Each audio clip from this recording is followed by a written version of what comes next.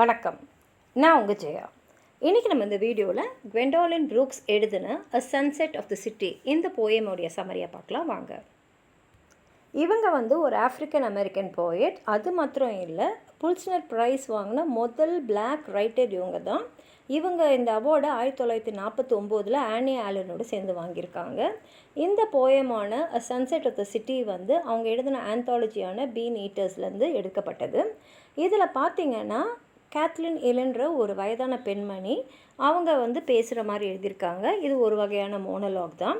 இப்போ அவங்க என்ன சொல்கிறாங்கன்னா, இந்த பழைய வீட்டில் நான் தனியாக இருக்கேன். நான் யாருக்காலாம் என் வாழ்க்கை முழுக்க அக்கறையோடு பணியை செஞ்சேனோ, யாரெல்லாம் நான் நல்லா பார்த்துக்கிட்டு அன்பு செலுத்தினேனோ அவங்க எல்லாம் என்னை புறக்கணிச்சிட்டு போயிட்டாங்க. யார் அந்த எல்லாருன்னா அவங்க கணவரும் அவங்க குழந்தைகளும். இப்போ டைட்டிலே சொல்லுது, ஒரு நாளுடைய கடைசி இந்த டைட்டில் சொல்லுது. ஆனால் இங்கே இந்த நம்மக்கிட்ட பேசுகிறாங்களே அந்த பெண்மணி என்னோடய கடைசி நிமிஷத்தில் இருக்கேன், என் வாழ்க்கையோட கடைசி கட்டத்தில் நான் இருக்கேன்னு சொல்கிறாங்க. என்னன்னா இப்போ சிட்டிக்கு மறுநாள் புதுசாக ஒரு விடியல் வரும். ஆனால் இவங்களுக்கு இறப்புக்கு அப்புறம் ஒரு விடியல், ஒரு வாழ்க்கை வராது. ஆனால் அவங்க சொல்கிறாங்க, எனக்கு தெரியுது காலம் அப்படியே நகர்ந்து என்னை என்னுடைய வாழ்க்கையோட கடைசி கட்டத்துக்கு கொண்டு வந்துடுச்சு. ஆனால் அவங்க வருத்தப்படுறது அவங்களுடைய இறப்பை பற்றியோ அவங்க கடைசி காலத்தில் இருக்கிறத பற்றியோ இல்லை. என்னென்னா அவங்க கூட இருந்தவங்க யாருமே இப்போ அவங்க கூட இல்லை. கூட இல்லைன்னா இறந்துட்டாங்களோ இல்லை வேறு விஷயமா இல்லை, அவங்கள புறக்கணிச்சிட்டு போயிட்டாங்க. அதுதான் அவங்களுக்கு ரொம்ப வருத்தமாக இருக்குது. அதே சமயத்தில் இப்போ நான் வயசானவ, அதனால் யார்கிட்டையுமே ஒரு லவ்வோ லஸ்ட்டையோ கொண்டு வர அளவுக்கு அந்த சின்ன வயசில் அந்த இளமை இப்போ என்கிட்ட இல்லை. என் பசங்களாம் வளர்ந்துட்டு எல்லாருமே என்னை விட்டு போயிட்டாங்க. எப்படி சின்ன வயசில் அவங்க விளையாட்டு சாமானெல்லாம் தூக்கி போட்டு போட்டாங்களோ அதே மாதிரி என்னையும் தூக்கி போட்டு போடுறாங்க. அது மாதிரி தான் இருக்குது. ஏன்னா பெண்கள் சாதாரணமாகவே என்ன பண்ணுவாங்கன்னா, ஒரு மனைவியாக ஒரு அம்மாவாக நம்ம இந்த ஆணாதிக்க சமூகமாக இருக்குதுன்றதை மறந்துட்டு நம்ம தான் எல்லாமே நம்ம தான் இவங்களுக்கு எல்லாம் செய்யணும்னு வாழ்ந்துடுறாங்க. முக்கியமாக பார்த்திங்கன்னா வீட்டில் எல்லாத்தையுமே கொடுக்கறது அவங்களா தான் இருப்பாங்க. ஆனால் பசங்க வளர வளர அவங்களுக்கு தேவையான எல்லா விஷயத்தையுமே அந்த அம்மாவால் செய்ய முடியலை. அப்படி செய்ய முடியாத போது அந்த அம்மாவுக்கு என்ன ஆகிடுதுன்னா, ஒருவேளை நம்ம அவ்வளோதானே, நமக்கு இந்த அளவுக்கு மேலே தெரியலையா, நம்மளால் அந்த இயலாமைக்கு போயிட்டோமா அப்படின்ற ஒரு எண்ணம் அவங்களுக்கு வரும்போது அவங்களுடைய அந்த அடையாளம்னு ஒன்று இருக்குல்ல, நான் தான் எல்லாம், நான் தான் இவங்களுக்கு செய்யணும், நான் செஞ்சால் தான் அவங்களுக்கு திருப்தியாக இருக்கும், என்னால் மட்டும்தான் செய்ய முடியுன்ற எண்ணம்லாம் அவங்கள விட்டு போயிடும்.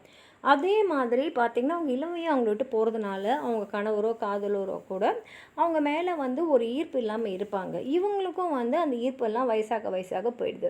இப்போ இவங்க சொல்கிறாங்க, எனக்கு புரியுது, வாழ்க்கையில் நான் இந்த கட்டத்தான் தாண்டி இப்போ வயசான காலத்துக்கு வந்துட்டேன்.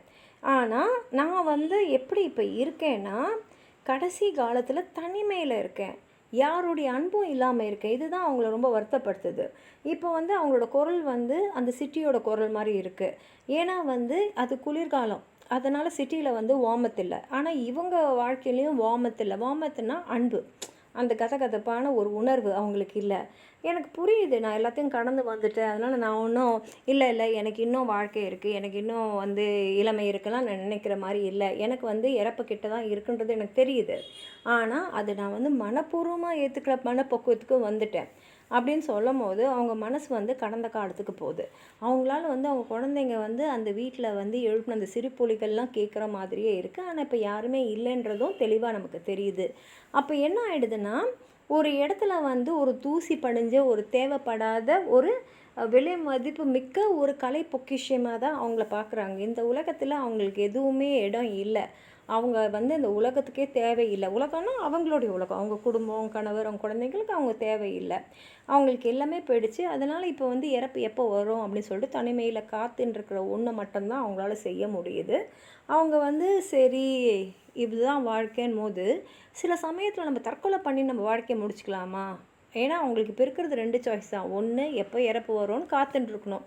ஆனால் இறக்குற வரைக்கும் நம்ம வாழ்க்கை இப்படி தான், நமக்குன்றது ஒன்றுமே இல்லை, நமக்கு அன்பு காட்டுறதுக்கு ஒன்றுமே இல்லை, நம்ம வாழ்க்கையை தினமும் நம்ம இறக்குற வரைக்கும் இப்படி தான் இருக்கும் அப்படின்னும் போது ஏன் நம்மளே நம்ம வாழ்க்கையை முடிச்சுக்க கூடாதுன்ற எண்ணமும் அவங்க மனசில் வருது.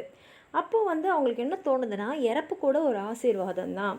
ஏன்னா யாருமே இல்லாத தனிமையில் வாடுறதுக்கு இறந்துட்டா நல்லா இருக்கும் இல்லையா? ஏன்னா அப்போவாவது வந்து அந்த ஒரு கடவுளோடு போய் சேர்ந்துட்டோம் அந்த ஒரு உணர்வு வரும். இத்தனை வருஷம் வந்து நம்ம தனிமையில் இருந்துட்டோம் இல்லையா? அதாவது முதல்ல குடும்பத்தோடு சந்தோஷமாக அவங்க எல்லாருக்கும் எல்லாம் செஞ்சுக்கிட்டு வாழ்ந்த ஒரு வாழ்க்கை. அதுக்கப்புறம் அவங்க எல்லாரும் போயிட்டப்புறம் தனிமையான வாழ்க்கை. அந்த தனிமையான வாழ்க்கைக்கு ஒரு கவுண்டர் கொடுக்குற மாதிரி இறந்துட்டோன்னா நமக்கு எல்லாமே கிடச்சிரும் இல்லையா? அப்போ அவங்க நினைக்கிறாங்க, கடவுள் ஒரு வேளை நம்ம கூட விளாட்றாரோ, ஒரு வேளை நம்ம எல்லாம் அவருக்கு வந்து ஒரு ஜோக்கோ. ஏன்னா ஒரு காலத்தில் பார்த்தீங்கன்னா எல்லாமே கொடுத்தாரு, எல்லா சந்தோஷத்தையுமே கடவுள் கொடுத்தார். ஆனால் திடீர்னு எல்லாத்தையுமே எடுத்துட்டாரே அப்படின்ற ஒரு கேள்விக்குறியோட இந்த போயமை வந்து ஒரு முடிச்சிருக்காங்க. வாங்க படித்து பார்க்கலாம். கேத்ரின் எலின் இவங்க தான் நம்மக்கிட்ட பேசுகிறாங்க. Already I am no longer looked at with luxury or love. இப்போ எனக்கு வயசாகிடுச்சதுனால இப்போ யாருமே என்னை வந்து நான் இளமையாக இருக்கும்போது என்னை எப்படி ஒரு ஆசையாக பார்ப்பாங்க அந்த மாதிரியெல்லாம் பார்க்குறதில்ல, அன்பாகவும் பார்க்குறதில்ல. My daughters and sons have put me away with marbles and dolls are gone from the house. என்னுடைய மகள்களும் மகன்களும், அப்போ இவங்க நிறைய குழந்தைங்க இருக்குது நம்மளுக்கே புரியுது. எல்லாருமே வந்து இந்த வீட்டை விட்டு போயிட்டாங்க. எப்படி வந்து அவங்க விளையாடின பொருள் எல்லாம் அந்த மார்பிள்ஸ்னால் அந்த கோலி, அதுக்கப்புறம் டால்ஸ்னால் பொம்மைகள் இதெல்லாம் தூக்கி போட்டுட்டு போயிட்டாங்களோ அதே மாதிரி என்னையும் தூக்கி அவங்களுக்கு நான் தேவையில்லை. ஏன்னா அவங்க வந்து அந்த விளையாடுற பருவத்தை தாண்டிட்டாங்க. அதே மாதிரி என்னுடைய தேவைக்கு மீறி அவங்க வந்து போயிட்டாங்க. அவங்களுக்கு இன்றைக்கி நான் தேவையில்லை, அதனால் என்னையும் தூக்கி போட்டுட்டு போயிட்டாங்க. My husband and lovers are pleasant or somewhat polite and night is night. Husband and lovers இவங்கெல்லாம் வந்து ஜஸ்ட் ப்ளசண்ட்டு இல்லைனா பொலைட்டுன்னு சொல்லலாம். ஆனால் இரவு தானே, உண்மை தானே, நான் அதை ஏற்றுக்கணும் இல்லையா? It is a real chill out, the genuine thing. I am not deceived. நான் வந்து என்னை ஏமாற்றிக்க தரல, என்னை ஏமாற்ற முடியாது. I do not think it is still summer. நான் இன்னும் இளமையில் இருக்கிற மாதிரியோ இல்லை எனக்கு இன்னும் ஒரு வசந்த காலம் இருக்குதுன்ற நினைப்பிலலாம் நான் இல்லை. Because sun stays and birds continue to sing. இப்போ வெளியில் பார்த்தீங்கன்னா இயற்கையில் வந்து அங்கே வந்து தினமும் ஒரு சூரிய உதயம் இருக்கும், பறவைகள்லாம் வந்து பாடும். It is summer gone that I see, it is summer gone. ஆனால் என்னோடய வாழ்க்கையில் அந்த பருவம் தாண்டி போயாச்சு. The sweet flowers in drying and dying down, the grasses forgetting their place and consenting to brown. It is real chill out. ஏன்னா என் வாழ்க்கையிலேருந்து அந்த இளமை பருவம்லாம் போயாச்சு. எப்படி வந்து அந்த புல்லெல்லாம் வந்து காஞ்சி போய் அது கீழே விழுற ஸ்டேஜுக்கு வருதோ அது மாதிரி தான் நானும் இப்போது அந்த வயதான ஒரு காலத்துக்கு போயிட்டேன். The fall crisis comes, I am aware there is winter to heat. எனக்கு நல்லா தெரியும் இன்னும் கொஞ்ச நாளில் என்னுடைய இறப்பு வந்துடும். There is no warm house that is fitted with my need. இங்கே அவங்க வார்ம் ஹவுஸ்ன்னு சொல்கிறது ஒரு அன்பான வீடு. இப்போ வந்து என்னுடைய தேவைக்கான வீடு இங்கே இல்லை. மற்றவங்க தேவைக்காக நான் செஞ்சுட்டு இருந்தபோது இந்த வீடு நல்லா இருந்தது. ஆனால் என்னுடைய தேவைன்னு வரும்போது எனக்கு செய்யறதுக்கு யாருமே இல்லை. அதனால் என்னுடைய தேவையை செய்யறதுக்கான ஆளுங்க இல்லாத ஒரு வீடாக இது இருக்குது. I am cold in this cold house, this house. நானும் வந்து கோல்டுன்றது அவங்களோட கடைசி காலம். ரெண்டாவது கோல்ட் ஹவுஸ்ன்றது அன்பே இல்லாத ஒரு வீடு. Whose washed echoes a tremulous down lost halls. I am a woman and dusty standing among new affairs. இப்போ எல்லாமே வந்து மாறிடுச்சு. ஆனால் அதில் தேவையில்லாத ஒரு தூசி படிஞ்ச ஒரு ஆளாக தான் நான் இருக்கேன். ஐ am a women who hurries through her prayers, 10 invitations of a quiet court to be my desert, and my dear relief come, they shall be such islanding from grief, and small communion with a master's shore. அதே மாதிரி என் prayers எல்லாம் இப்போ நான் வேகமாக பண்ணிடுறேன். நான் இப்போ வந்து வெயிட் பண்ணிட்டுருக்கேன். எதுக்குன்னா எனக்கு வந்து ஒரு ரிலீஃப் வேணும். அதாவது எனக்கு இந்த மாதிரி ஒரு தனிமையாக அன்பே இல்லாத தினமும் ஒரே மாதிரியாக தனியாக இருக்கக்கூடிய வாழ்க்கையிலேருந்து எனக்கு ஒரு ரிலீஃப் வேணும். அது என்னன்னா என்னோடய மாஸ்டர், அதாவது இறந்துட்டேன்னா என்னோடய மாஸ்டரான கடவுளோடு நான் போய் சேர்ந்துடுவேன்.